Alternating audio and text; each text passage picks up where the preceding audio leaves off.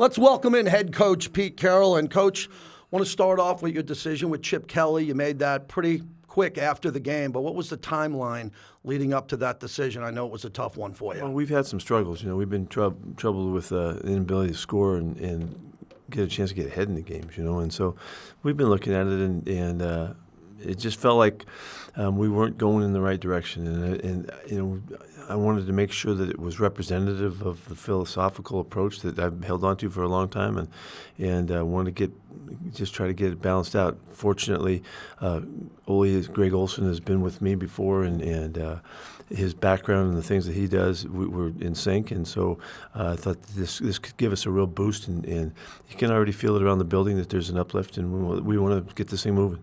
And he's been with you for a past. He's been here a few times in the organization. What are you going to rely on with him? Because I know how badly he wants to win and get this thing going. What can we count on with his philosophy being aligned with you? Yeah, I think hopefully you'll see us balance out how we're playing, and that's to utilize the players that have special qualities always. We've been doing that, but more so, and connect it with the run-pass thing. Mm-hmm. We need to run the ball, and we need to pass the ball off the running game to give us the early down success that can keep this thing moving. You've talked about how you evaluate practice. I know how seriously you take that. After a 10-sack game and that 66-yard screen pass that went for a touchdown, how much more difficult is practice this week, or more intense coming off those performances? Well, I don't know that we practice really hard already, and I think we practice probably with as much intent as anybody that practices. So we're going to try to maintain that, and stay with that.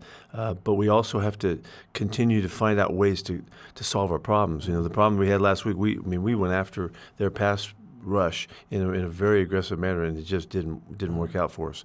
And we got overwhelmed with some of their rushers. And it wasn't as much, Miles as we had thought. We gave him a lot of attention. It was the rest of their guys that had success, and so we have to call on our guys to find their ways. We got to get the ball out quicker, schematically, and make sure that we're not holding the football and give them a chance. Snowden made a couple big plays. Chin with the punch out. When you see a couple of players have a couple of those plays that you can throw up on film, how's that going to help everybody in the meeting room, seeing the hustle from Max and the guys who are shining at times? Yeah, well, in particular, an example that you didn't mention that you would have known is Malcolm Kuntz. Mm-hmm. Malcolm had an excellent week of practice, and there was a point in practice after the Wednesday practice that we showed him highlighted 5 plays of his practice effort, and made a big deal about it, and Malcolm would self-admit that he had decided he'd been too tough on himself, been pressuring himself up, and wanted to cut it loose and get back to just flowing and feeling the game. And sure enough, he comes out early in the game, gets a heck of a sack, and plays a good football game, has some other highlight plays in the game. So, we're hoping that guys, can find their way through it too, and everybody's got their own individual story that they're dealing with. Malcolm's in particular worked out for him, and we were jacked to be able to highlight him during the week and then show the success, that came from his practice.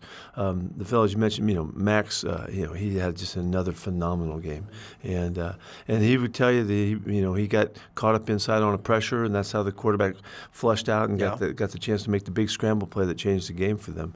And so we all have stuff to work on, and even our best guys, have stuff they can get better at. Coaches too. So we take it very seriously. One more about that game. How is Geno holding up now? You know him better than everybody. Took a lot of hits in that game. He was clearly frustrated after the game. How do you get him back on track, or is he just always on track with good practice weeks? No, everybody needs to be worked, and He did. He got pounded in this game, and he missed a couple balls up top that he doesn't miss generally, and he hits them, and he had the effect of the rush was obvious, and we went into the game knowing it, and we tried to minimize the overthought there, but he just missed a couple balls that he should have made, and so he wants it in the worst way. He's frustrated. He hears it. He knows what's going on the outside, and he wants to show that he's worthy of better than that. So he'll come back raring to go, but it's a constant process with our guys, particularly the guys that are the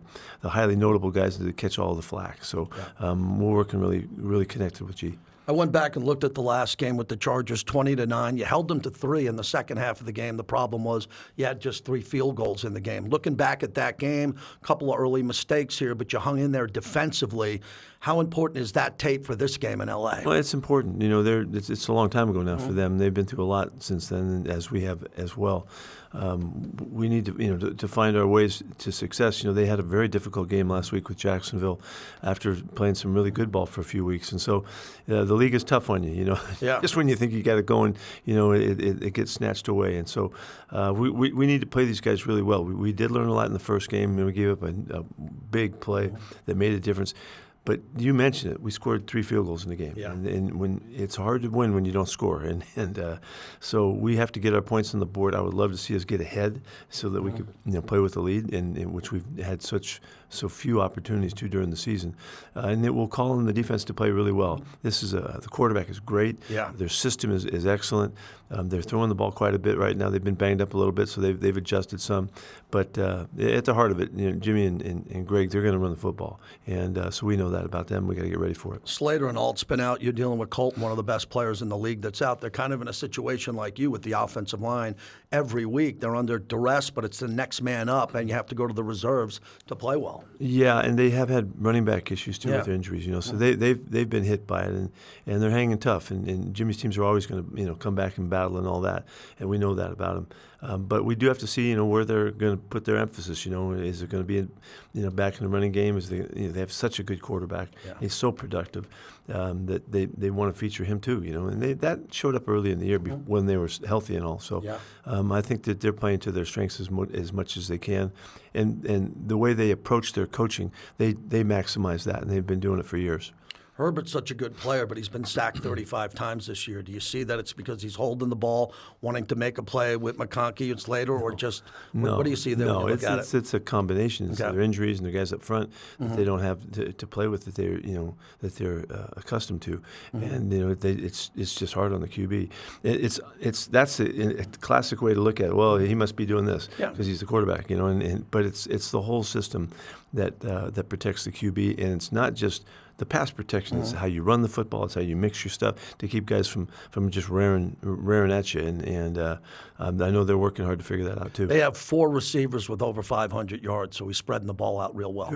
Very well. Yeah, and McConkey's a heck of a player, and he just continues to do so many crucial things for them. They're very effective using their peeps, and so we got to do a good job on them. It's not going to be any one guy that you have to stop. They don't allow that to happen. Another team you're playing coming off a bye. We were looking at that with the team here. Schedule comes out, team's off a bye. Yeah. You got to play them here and get ready to go. It's just the way the schedule plays out. Yeah, just the way it's turned out. It's good for them, obviously, because they have been banged up, and they'll get a couple guys back because of the bye, I'm sure.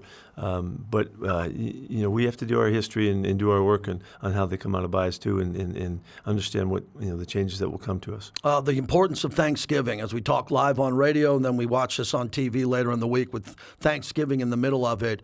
That's really important for this organization, you, your family, your grandkids, everyone involved here. It's been a tough season, but I know you have a lot to be thankful for. Yeah, we certainly do. And the opportunity to get our family together, we'll all be together. I'm very grateful for that.